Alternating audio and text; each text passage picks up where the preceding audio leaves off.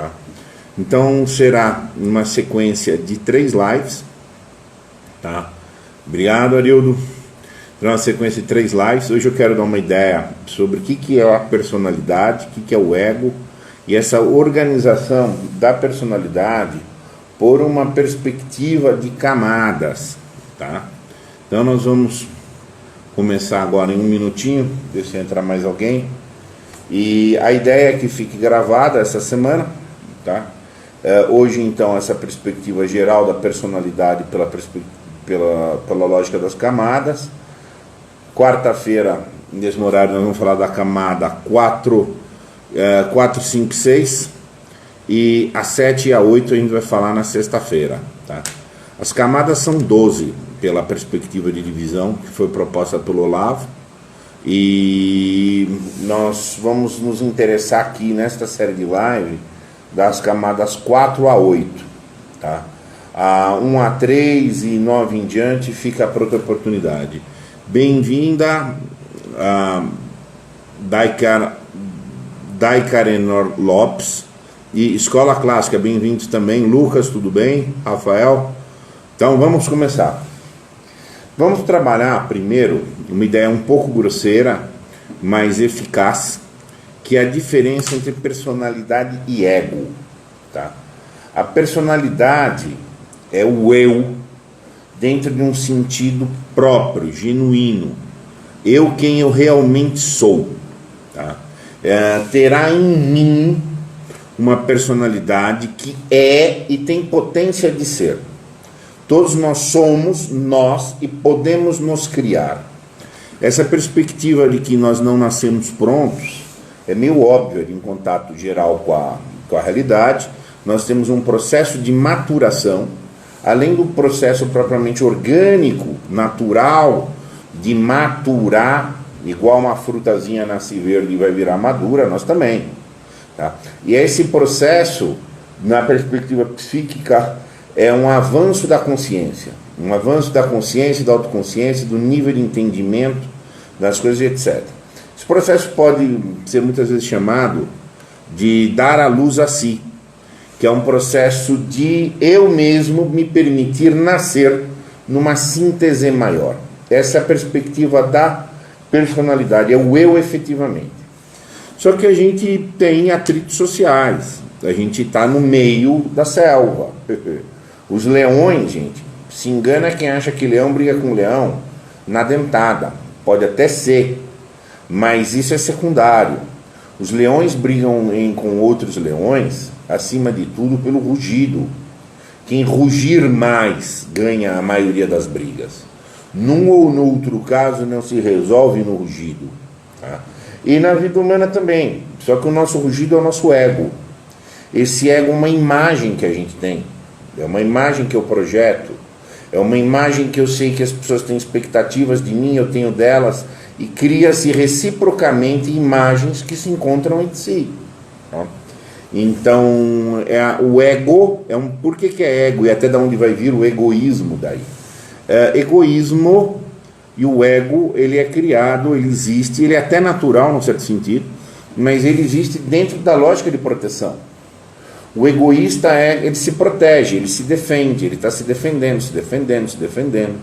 Então, quando a gente associa normalmente o egoísta ao mesquinho, o interesseiro, aquela coisa toda, ele é essa retenção, tá? A avareza do mesquinho, e que é chamado, ele é egoísta, só pensa nele.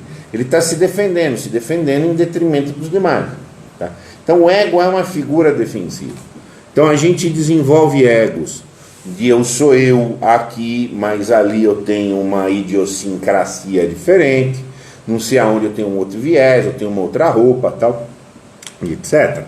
Então esse daí são egos vestidos. Papéis sociais, por exemplo, são egos, tá? Então um papel social é uma projeção recíproca da sociedade que espera, fulano é advogado, fulano é não sei o quê. Não tem jeito, as pessoas se unem, se esbarram a partir de uma perspectiva do medo. E o ego dá um mínimo de estabilidade, tá? O ego é um princípio de uma projeção de estabilidade, tá? E obviamente é uma divergência, é uma aparência. Tá? E a personalidade é o que realmente é. Uma personalidade pouco desenvolvida, ela afunda em um ou vários egos. O ego também pode ser chamado de versão. Uma pessoa que tem muitos egos, ela tem muitas versões de si. Cada versão é uma aparência. Tá? Uma pessoa que tem uma personalidade, por sua vez, bem desenvolvida, ela tem poucos egos, e ela tende a ser um verso. Ela tende a ser nua, para usar uma metáfora aí bastante antiga que vem dos gregos. Os gregos valorizavam o homem nu, que era o homem que não tinha nada a esconder de ninguém. Ele se mostra. A nudez de se exibir, a nudez física, pública, era uma representação simbólica do homem que não tem nada a esconder. Então ele se mostra, ele se exibe, ele é forte. Porque o ego é um princípio de defesa. Quanto mais amedrontado você está, mais ego você já pega. E a personalidade, a força ela é ela mesma, em qualquer circunstância. Tá? Uma personalidade bem desenvolvida é a única coisa forte que existe no mundo, na realidade. Tá? No resto, isso é a frase de Goethe, tá? Onde ele diz que a alma humana é a única força que existe aqui no mundo. E ele está querendo dizer isso, personalidade como uma alma nua. Tá? Então, a gente vai ter esse princípio, é natural que exista o ego. Você tem que colocar isso dentro do seu devido lugar. Por quê? Porque nós temos essa dimensão do horizonte e o crescimento é vertical, tá? O crescimento da personalidade. Então, vamos falar um pouco, agora, o que é essa estrutura de ordenar a personalidade em camadas? Cada camada é uma síntese. É razoável que todos nós tenhamos, numa personalidade desenvolvida, aspectos de todas as camadas. Tá? Mas quando nós falamos de qual camada é a pessoa, quer dizer qual é a centralidade dessa personalidade. Tá? Há uma personalidade que pode se desenvolver e ir subindo de camadas. Há personalidades que se desenvolvem, mas deixa 2 ou 3 coisinhas paradas numa camada lá atrás, que é muito comum. O Brasil, na maioria das vezes, está parado na camada, ou é camada 4, ou o camarada subiu, mas tem 2, 3 gargalinhos na camada lá embaixo. Tá? Então, assim, essa perspectiva das camadas, nós vamos estudar da 4 a 8. Quando um camarada está numa camada, você constata, reformulando, você constata a camada em que alguém está, a partir da centralidade da vida dele. Centralidade dos motivos, centralidade dos sofrimentos. Exatamente isso. Dado o que a pessoa mais busca, daquilo que mais motiva, aquilo que mais estimula o movimento dela, tá? Ou aquilo pelo que ele mais sofre, você identifica a camada. Por exemplo, a camada 4, ela se motiva para ser aceita, para saber se amada. Camada 4 está pedindo amor. Então, se você pergunta para alguém de camada 4, tem um copo, aqui não é um copo, tá? É um porta-lápis. Você pergunta para alguém de camada 4, tem um porta-lápis sobre a mesa? Ele não olha propriamente para cá, ele olha para a pessoa. Ele faz uma inferência sobre, se ele responder sim ou se ele responder não, ele vai ser mais amado com qual resposta? Porque essa é a motivação dele. Ele se movimenta para receber amor, para ser amado. Tá? Ele é carente, ele é manifestamente carente. Qual é o sofrimento dessa pessoa? O sofrimento dessa pessoa é de não ser amado, de não vão gostar de mim, não me quiseram bem. E o cara não gostou porque eu falei que estava. Então isso obviamente pode ser um processo inconsciente, tá? A pessoa está passando por esse processo sem perceber. Já, por exemplo, uma pessoa na camada 5, a centralidade das ocupações dela, ela mostrar que ela tem habilidades, que ela tem poderes, que ela tem condições, competências para fazer. O sofrimento dela é que ela acha que todo mundo está testando ela. Ela acha que o mundo inteiro está desafiando. Nessas camadas baixas, a pessoa acha que é ela e o mundo inteiro está olhando para ela. Então o cara na camada 4 acha que o mundo inteiro está gostando, está deixando de gostar dele, quando o mundo inteiro nem vê ele. Exato. Um camarada na camada 5, por exemplo, ele acha que ele está sendo desafiado. Aí você mesma pergunta: o copo está sobre a mesa? Claro que eu consigo pôr. Você acha que eu não ia conseguir pôr?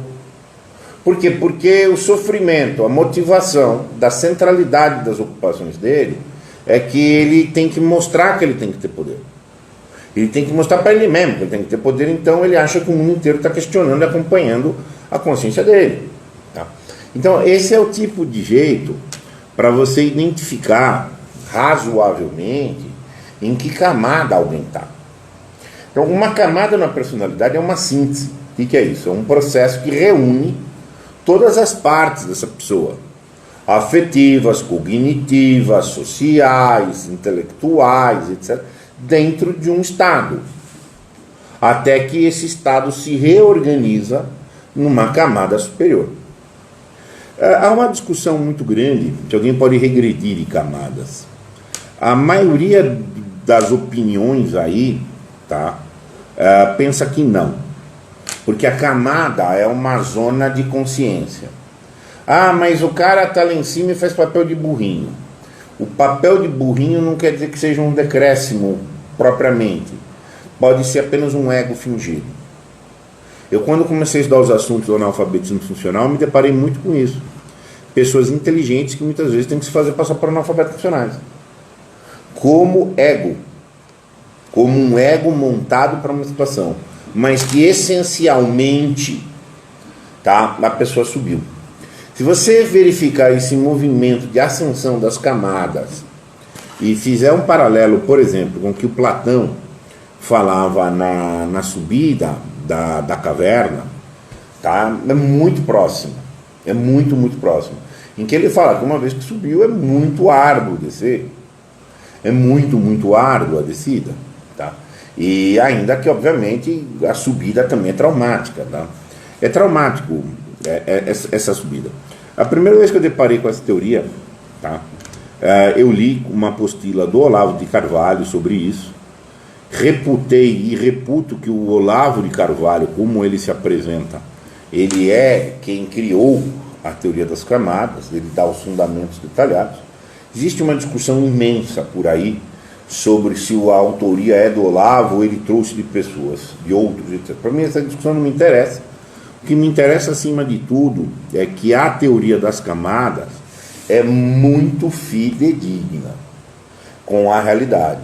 Tá? Você pegar essa teoria e for à prática e aprender a ler os níveis de camadas das pessoas, te ajuda muito, ilumina a sua ação prática de maneira eficaz e poderosa. Para quem é aluno do Olavo, eu acho que esse texto aqui é um texto que é restrito aos alunos lá do COF, tá? Eu acho de bom tamanho a leitura da teoria das camadas junto com o texto do trauma da emergência da razão, que é onde, num certo sentido, ele vai mostrar o problema da ascensão, que é o problema de mudar de camada. Outra forma que você pode dizer mudar de camada é mudar de escama, tá? E é trocar sofrimentos. Dá um panorama geral. Camada 4, que é onde, segundo o Olavo, e eu concordo com ele, a maior parte do Brasil está estacionada. É a camada do carente, do proletário. Proletário não tomado aqui no seu sentido econômico. Proletário é da prole, perdida, precisa de pai, precisa de padrinho, afetivamente, tá? Então o copo está aqui na mesa. Ai, mas o homem gostou que eu disse sim, vai gostar que eu disse não. Ai, mas você vai gostar que eu vou responder. Ele não tem objetividade. Ele fica projetando se ele vai ou não vai receber amor. Gente, é assustador no Brasil o número de pessoas com essa carência essencial. Ter momentos de carência pode acontecer qualquer um, mesmo que a gente camada lá em cima, gente. Salve Kimura, salve Paulo, salve Marcos, bem-vindo Cíntia e Suzana, Gisele também. Então o que acontece? Agora, eu estou falando, quando você está falando em camadas, você está falando numa centralidade da personalidade. Tá? A camada 5, é razoável que alguém vive a camada 4. Quando é pré-adolescente, quando é criança, gente. Meu pai gostou, minha mãe não gostou. Isso e aquilo, faz parte, gente, é infantil. É um nível natural de uma criança. ou um pré-adolescente. Camada 5, desafio. O copo está sobre a mesa. Claro que eu sei pôr. Você está achando o quê? Quem que você é? O que é isso? Porque ele está tendo um desafio. Claramente adolescente buscando uma causa para a rebeldia dele. Manifestamente. Manifestamente. A hora que o adolescente está nos grupos para bradar, para xingar, para não sei o quê.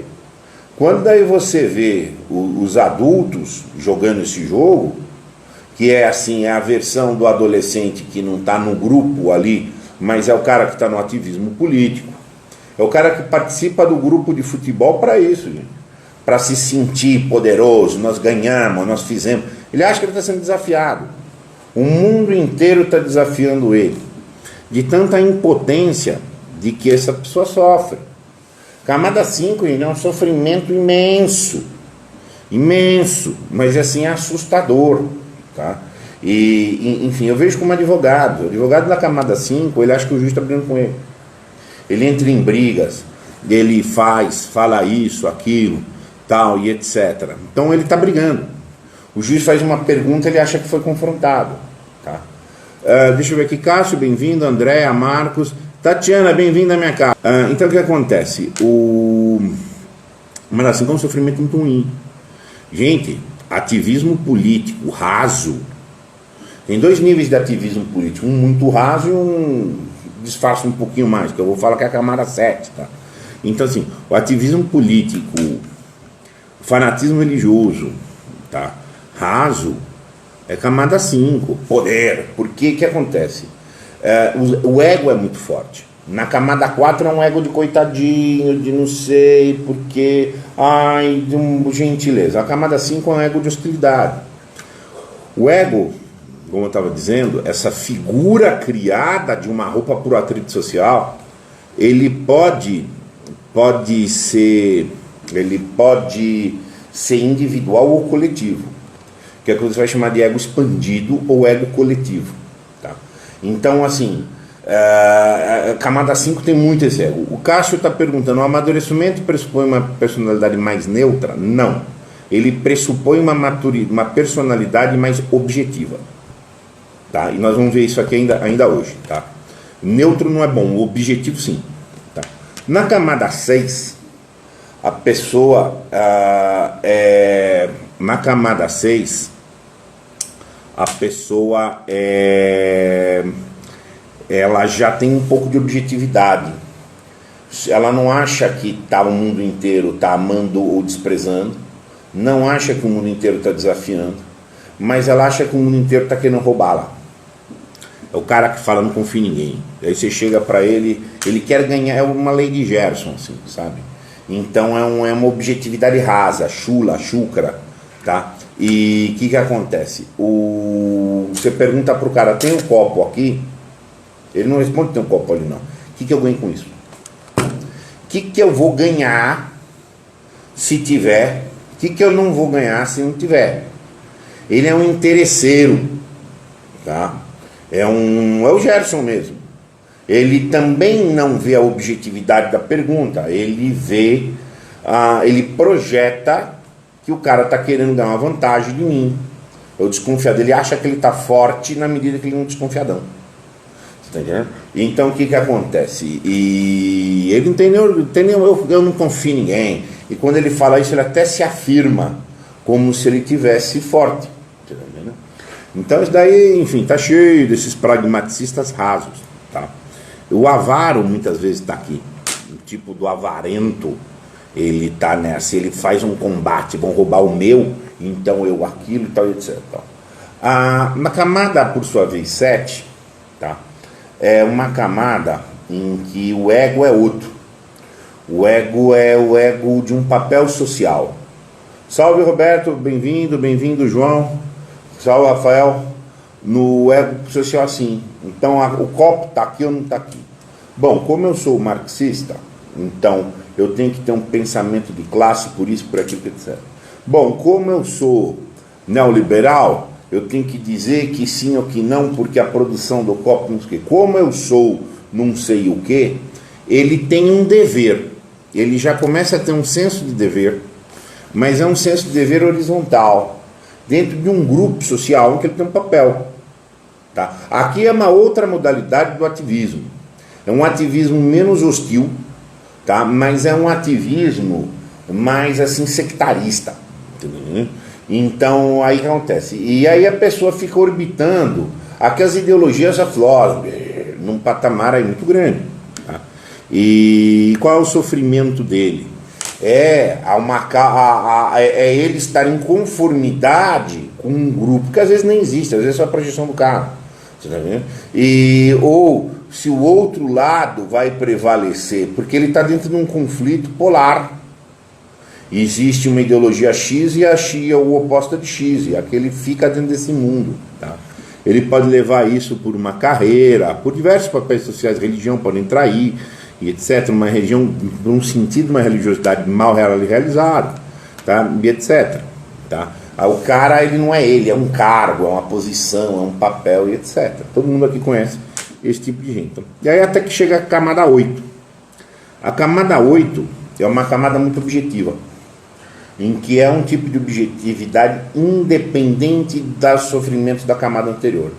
Então o copo está sobre a mesa? Sim. Mas eu não gostei. Bom, ele continua estando. Ah, mas eu não sabia que você ia conseguir pôr. Bom, mas está ali.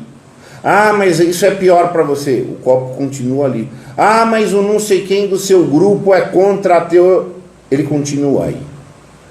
A fase da camada 8 é uma fase em que propriamente existe um despir das roupas egóicas, o começo de tirar as roupas egóicas para ser por si. É propriamente a camada do amor. É o momento em que a pessoa vive a dimensão do amor. Pode começar a viver a dimensão do amor. Tá? Essas camadas não quer dizer que o cara vai agir assim. Ela dá um nível de entendimento e de consciência que a pessoa tem da realidade. Tá? Então, assim, na camada 8, a pessoa começa a entender uma objetividade em que a centralidade do sofrimento dela é amar, no sentido de para quem eu levo o meu amor. O sofrimento do amoroso é para quem que ele leva o amor dele. Mas esse amor vai ser bem aproveitado ou é jogar pérola para o porco? Tá? Então, isso é um sofrimento. A pessoa que chega a falar, quero amar, o amor é meu, eu tenho um cesto de amor aqui, para quem que eu levo? Isso é um problemaço. Gente. E essa pessoa tem uma tendência aí você pode dizer que a partir da camada 8 para frente, você começa a ter um movimento de verticalização. Que o patamar do outro, que é o horizonte, da 4 a 7, é pouco relevante. Se gostaram ou não gostaram, a pergunta se o copo está aqui ou não está aqui, ele continua estando aqui, ou não continua não estando aqui. Eventualmente eu não sei, mas não existe uma acomodação da resposta a partir do interlocutor. Tá? Então nesse momento a pessoa, por isso que tem menos ego, porque o ego existe para atritar a vida social, para fazer atrito, para fazer defesa, para fazer acomodação, para cuidar da distribuição. Uma pessoa na camada 8 que começou a fase do amor, tá? Ela necessariamente começa um processo de desprendimento do horizonte. Tanto que normalmente a pessoa na camada 8, todo mundo, do ponto de vista da sociedade, o cara está louco. Ele mesmo, na transição da 7 para 8, a pessoa começa a se perguntar muito: mas o que está acontecendo comigo? Tem alguma coisa acontecendo comigo. Porque na camada 8 não cabe mais para as pessoas uma coisa que vem sendo acumulada historicamente, cronicamente, nas camadas inferiores, achar um culpado. Na camada 8, quando a pessoa ama, ela não tem culpado nenhum. Há um que se chama, inclusive, o amor fati, no sentido de aceitação do destino. Então ela começa a ter um problema com ela. Tá? E, enfim, então até por isso que o ego é menor. Ela não tem que ficar enganando, criando um ego para ela mesma. Tá? E, enfim, depois vai até a camada 12. Tá? Segundo a teoria do Olavo, se até os 30 e poucos anos alguém não chegou na camada 8, tem um problema de sanidade. E por quê? Porque toda pessoa sã, dentro de uma vida razoável, tem condições de chegar na camada 8. A camada 8 é a camada de um patamar de sanidade normal para uma pessoa. que qualquer pessoa pode chegar, tá? Não é uma questão de ser erudito, não é uma questão... Não, qualquer pessoa tenderia a cumprir a função da norma. A norma é... A norma, o princípio normativo existencial é amar. E as pessoas que não realizaram, não maturaram ao ponto de amar, então são anormais. Mas é comum não amar. Tudo bem. É comum não amar, mas não é normal. É nesse tipo de sentido que se está estabelecendo. Depois a camada 9 em diante, não são camadas aí que qualquer pessoa poderia chegar. Vai depender de dons. Por exemplo, a camada 9 é uma camada de erudição que não precisa ser intelectualizada, mas ou é uma erudição intelectualizada, ou é uma erudição de buscar conselhos com pessoas mais sábias, processos de meditação. A camada 10, a pessoa já está criando figuras. Na camada 9 a pessoa já fala com os mortos, no sentido só ler os antigos, os clássicos e tal. Na camada 10 está falando com as outras pessoas que nem nasceram. Ninguém nem entende o que o cara está escrevendo nessa vida, e ele começa a plantar coisas muito além, tá? E 11, mais ainda, e a 12 é a camada transcendental plena, de Jesus Cristo, de Buda, de Gandhi, coisas assim, tá? E então assim, até a 8 todo mundo chegaria, que é um amor de decisão, não é um amor romântico, não é um amor erótico, é um amor de decisão, decidir cuidar. Mas eu posso cuidar aqui, de alguém, de algo, de uma coisa nesse nível, ser um cuidador. Pegar um jardim para regar, um jardim para arar, você está entendendo? Espantar os gaviões, tal, e etc. Então, se aos 30 e poucos anos a seguir o Olavo, você não chegou nesse patamar, você tem problema. Mas então eu conheço, quase todo mundo que eu conheço tem problema, entendeu? Mas eu concordo com ele. E o nível nosso, Brasil, tá? É o nível camada 4, hein? Nível camada 4, é assim mesmo. Tudo coitadinho, bem-vinda, Fernanda. Tudo coitadinho. Mas pedindo carente. Eu mexo com advogado, gente. Advogado que é camada 4 faz barbárie no processo. É lotado de advogado. Ele acha que o juiz é chefe dele. Ele tem uma posição servil. Ele tem uma posição extremamente servil com o juiz. Ele não se posiciona. Ele projeta o juiz um pai. Então ele não tem condição de dizer não, ele não tem condição de objetar. É uma coisa terrível. O advogado de camada 5 fica explosivinho.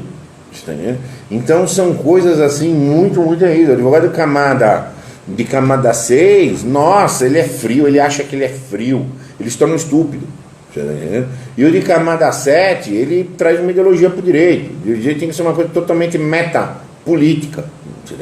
A política que se poderia praticar no direito é metapolítica. Mas para praticar a metapolítica já tem que ter subido a política, que é estar no grau do amor. Tá entendendo? Então assim, eu vejo isso no advogado rapidinho. Depois que você aprende muito, estou há muitos anos lendo da teoria das camadas, acredito bastante nela, tá? Acredito muito, muito nela mesmo. Me iluminou muito as minhas interações e entendimento. Aí vem um macete. Quando você identifica um nível na camada de alguém, o que você tem que fazer? Tem que entender o seguinte: uma pessoa de uma camada nunca tem possibilidade de ver as camadas acima, não vê. É impossível alguém de camada baixa ver a camada de cima, nunca vê. Tanto que há uma ironia. As pessoas ironizam o amoroso, porque não conseguem nem ver. A obra O Idiota, do Dostoiévski, ela existe na realidade exatamente nessa função, tá? De mostrar que a sociedade chamava de O Idiota um dos homens muito bondosos, dos homens retos, puro, não era ingênuo. O pessoal achava que ele era ingênuo, mas o cara que entendia tudo, tá? Que era o príncipe Mishin.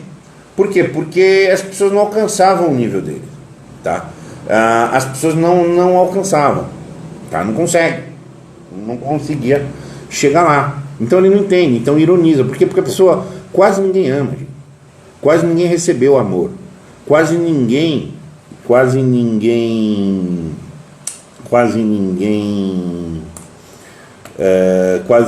testemunhou atos reais de amor. Então quando chega um cara de uma camada alta num ambiente que só tem camada baixa, ele passa como bobão, que no caso foi chamado de um idiota. Então quando você estiver numa camada mais alta, Você tem que entender que não adianta você partilhar com um cara de uma rama baixa um limite que ele não alcança. Até um limite. Segundo o Ítalo Marcilli, né, eu ouvi disso da boca do Ítalo Marcilli, o que ele propugna é que você trate as pessoas até como um dever moral, que você trate as pessoas com uma camada acima. Se o cara está na camada 4, é razoável que alguma coisa da camada 5 ele capte. Então você começa a instigá-lo por um outro viés. De camada 5, e assim de camada 5 você dá 6, e assim sucessivamente.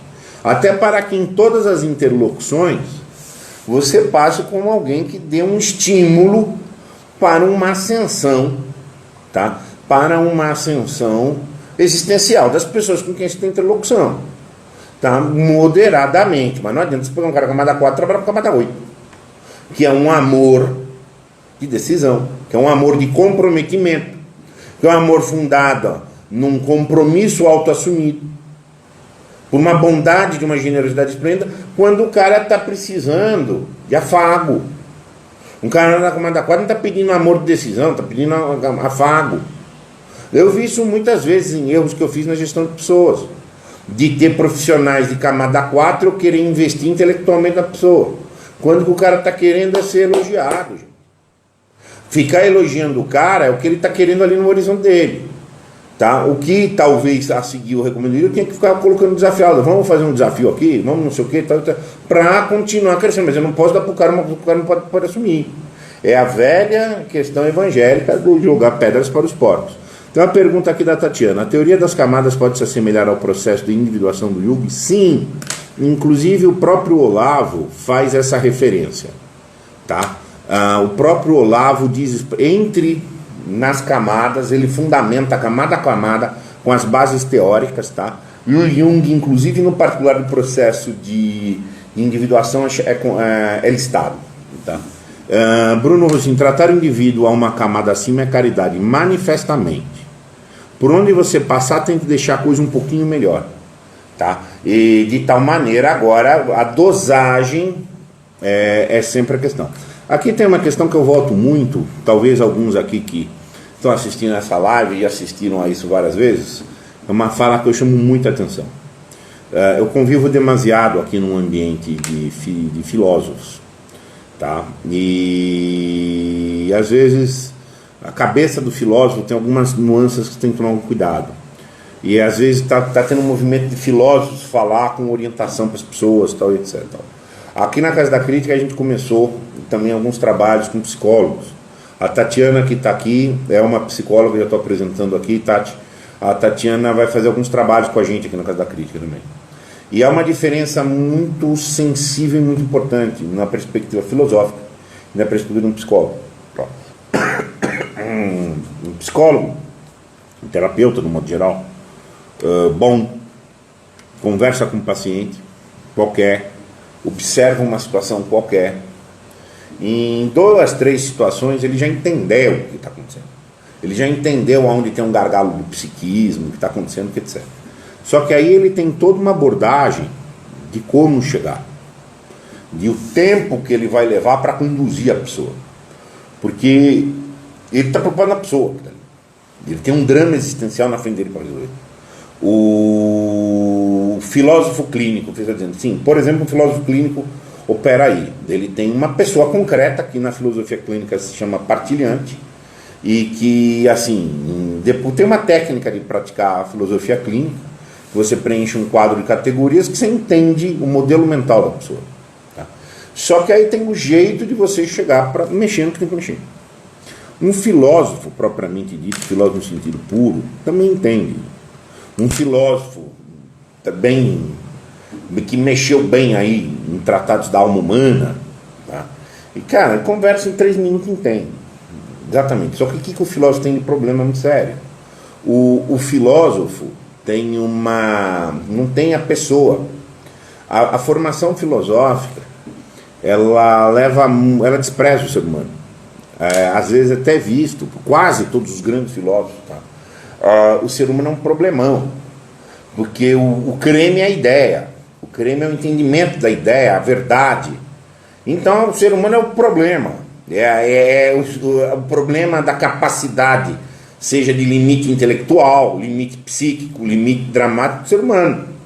Então, as pessoas que estão respirando muito filosofia, acabam tendo uma insensibilidade. E aí quer argumentar. Por quê? Porque a métrica da filosofia é a argumentação. Quando a métrica de um terapeuta é outra, a métrica do terapeuta é a assimilação do paciente. Entendeu? Então, às vezes, quando você coloca filósofo para dar orientação de caráter pessoal, gente, ele pode falar barbaridade e ficar argumentando.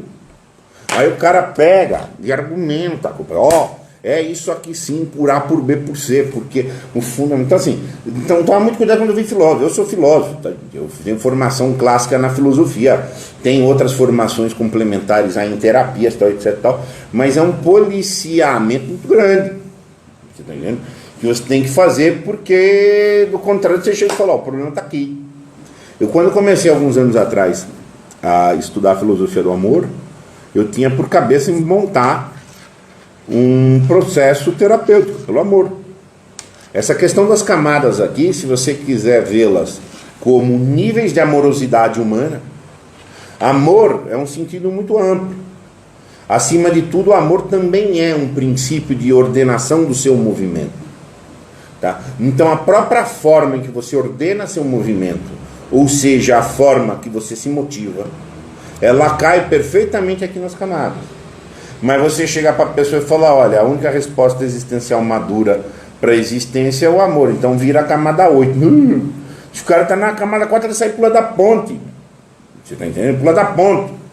Então, assim, se eu ouvir, você pegar o cara está acostumado à escuridão, você joga lá uma luz, igual o Platão já trabalhou no momento da caverna. O processo da subida é traumático, e quando o cara, inclusive, sai de dentro da caverna, ele não olha para o sol, nunca vai olhar para o sol, mesmo para olhar para as coisas mais claras, ele tem que começar a olhar a sombra, depois da sombra o reflexo no lago, tal, aquela coisa toda. Bem-vinda, Renata. Aqui uma pergunta do Bruno. É possível o indivíduo ascender a camada a partir da ação como? Sim. Via de regra, a transição de uma camada para outra pode ser um processo longo, é um processo de uma síntese dialética de vai e volta um pouco, etc. É um processo extenso. Porém, em algumas situações, pode dar em um dia só. Em algumas situações, a pessoa pode passar por uma experiência chamada epifania ou um insight, em que isso aconteça num dia só. Por muito tempo, eu estive envolvido com uma atividade com a qual eu não estou mais envolvido, tá? Mas por muito tempo eu estive envolvido com a biodança. Tenho diversas ressalvas com a biodança, porém, em uma específica situação, eu afirmo que a biodança pode tirar a gente da camada 4 para 5 em um dia só. Em uma vivência que a pessoa vem, que ela toma, porque a pessoa pode ser colocada numa ação, você pergunta por ação. A biodança trabalha com uma ideia de que, pela fisiologia do movimento, você instiga o que se chama liberação de couraças de ego. O ego, uma pessoa com vários egos enraizados, eles são cristalizados, eles podem ser somatizados em anéis no seu corpo. E a biodança tem técnicas de dançar, em que você pode quebrar essas couraças. E eu dou meu testemunho efetivo, que eu vi muita gente sair de camada 4 para camada 5 em uma vivência de biodança. E aquilo tem um efeito muito, muito forte, de que se chama epifania, de um encontro da pessoa consigo. Tá? Então isso realmente é uma questão aí que pode acontecer, dou meu testemunho aqui vivo, tá? Mas via de regra é um processo que pode demorar muitos anos para você passar de uma camada com a outra, às vezes uma experiência traumática, às vezes um mero insight, tá? E etc. Isso daí efetivamente pode ocorrer sim, tá? Agora, a pessoal da biodança, tá? Quando eu faço isso é como um exemplo, o pessoal da biodança, pelo menos do conteúdo da biodança, não tem nada a ver, as pessoas não compreendem essa teoria da camada, é algo estranho ao modelo teórico da biodança, uma questão que eu transitava nesses ambientes, tá? Uma pergunta do Roberto. A pergunta do Bruno é interessante. Já foi pensado um protocolo para a movimentação entre camadas? Não sei. Não sei. Não sei se nesse sentido de protocolo propriamente existe ou não. Tá? De trabalho teórico, que eu esbarrei disso, é do próprio Olavo. Eu li muito a teoria, depois eu fui ler vários dos autores que o Olavo indica como fontes. Vi o trabalho do Dr. Ítalo também, tá? O Dr. Ítalo, na minha opinião, até porque ele traz consigo a bagagem de ser psiquiatra e etc., ele tem muitas abordagens de detalhamento, de camada por camada, tal e etc. Mas não sei se já tem um nível maior aí de questão. Só um minutinho. Que... Oi, tô de volta. Enfim, deixa eu ver se tem mais comentários ou perguntas aqui das pessoas.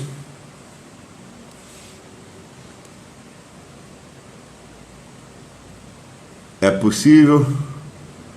Mais algum comentário, meus caros?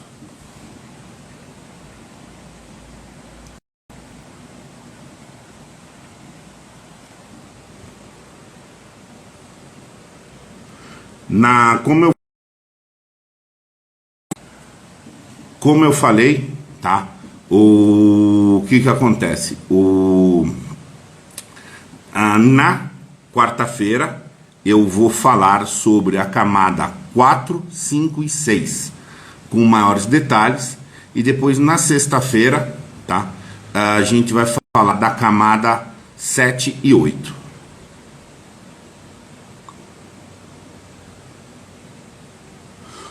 Uma pergunta do Lucas: o contato com a literatura pode contribuir com a movimentação entre as camadas? Sim, sim.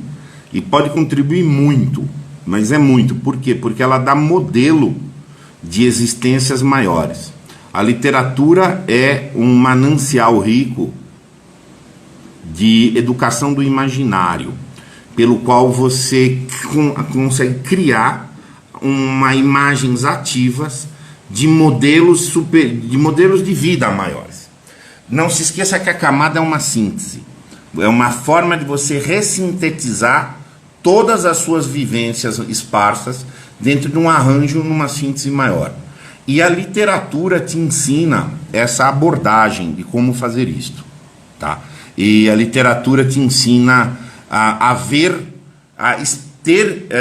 ter imagens ativamente e unificá-las dentro de uma versão da obra, que é o que a gente vai chamar de interpretação, tá? Então, assim, literatura é fonte de crescimento existencial, tá? Então, nesse sentido, é muito importante, sim, tá?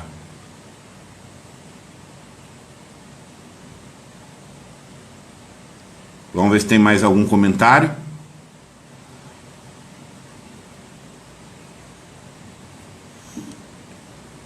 Qual obra literária você indicaria? Olha, um caso muito claro de um exemplo de epifania, tá? É o caso do que eu sempre indico para os meus alunos, é um dos clássicos importantíssimos da literatura, é o Hamlet de Shakespeare. O Hamlet de Shakespeare mostra o processo pelo qual o Hamlet passou de epifania.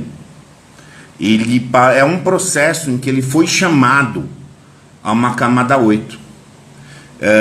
Toda a peça do Shakespeare mostra isso, tá? E toda a peça do Hamlet mostra isso. Como é que ele vai descortinando níveis. Tem aquela passagem que inclusive ele começa a ver coisas, ele não acredita, e aí o Shakespeare trata como um diálogo com os fantasmas, que aquilo na verdade é um problema de transição dele com a consciência dele. Aí ele é colocado o dilema, que é o dilema da camada 8, ser ou não ser, eis a questão, tá? Onde ele vai entendendo algo de podre no reino da Dinamarca, e que ele vai vendo que todas as pessoas estão jogando em egos.